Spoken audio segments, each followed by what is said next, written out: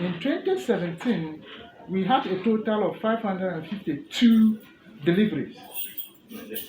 Okay, and then in 2020, the delivery went up to 847 delivery, which is about 65% increase of skilled delivery.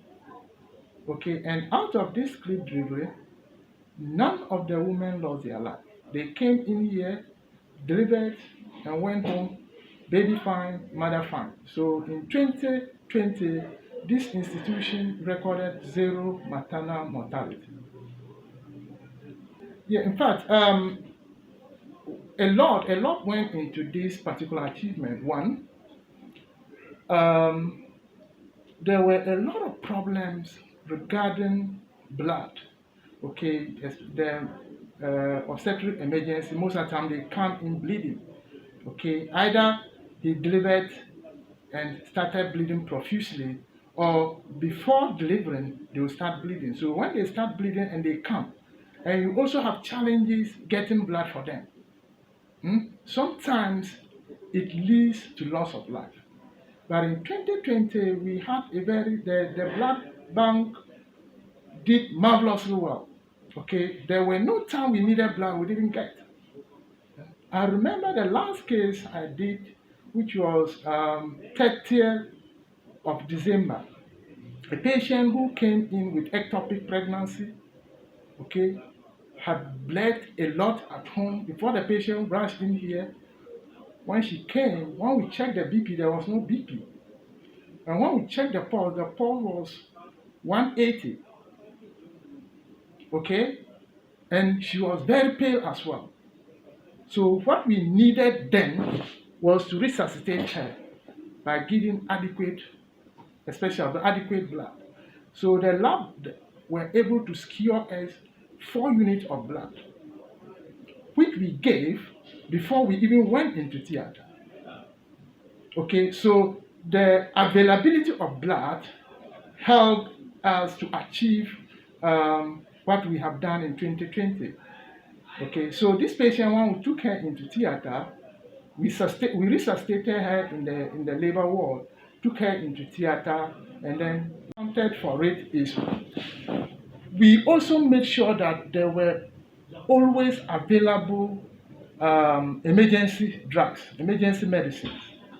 Okay, oxytocin was always available, cytotec was always available, IV fluids always available. Most of the emergency medications were always available.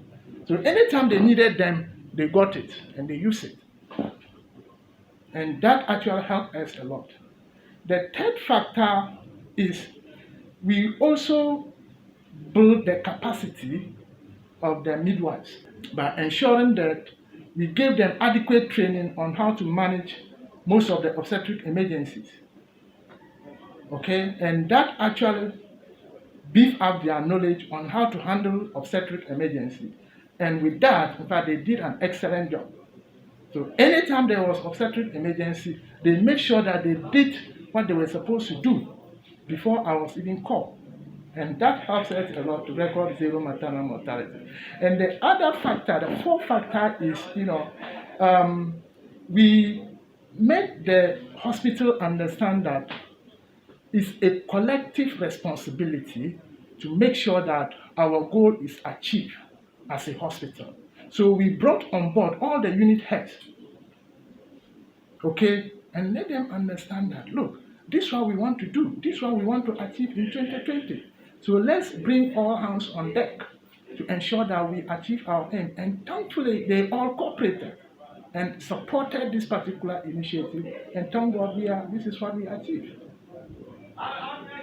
And the fifth factor is we also made available to the maternity unit a mobile phone, purposely for that unit, okay, to always communicate with prescribers as and when issues regarding obstetric emergencies come.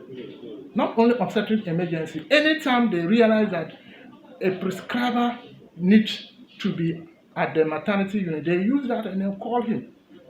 Okay, and so the issues about I didn't have credit in my phone, so I couldn't call you. I didn't have this. I mean, was not there. Okay, and also we created what we call a labor room platform. The labor room platform is a WhatsApp group that we formed. All the maternity staff, they are on this platform. All the prescribers are on this platform, and all the referral coordinators are also on this platform. And any case that went into maternity ward, as soon as the patient arrives and monitoring begins, then they put this information on the labor platform room. Okay, and then that particular platform is always updated. This is the progress of this patient. This is, how far here we have managed here. At a point, if they realize that no, this patient is been in labor for too long, okay, then they will raise the alarm. Okay, then we quickly intervene. Okay, and then last but not the least was also what we call motivation. Okay, the staff need a lot of motivation to work.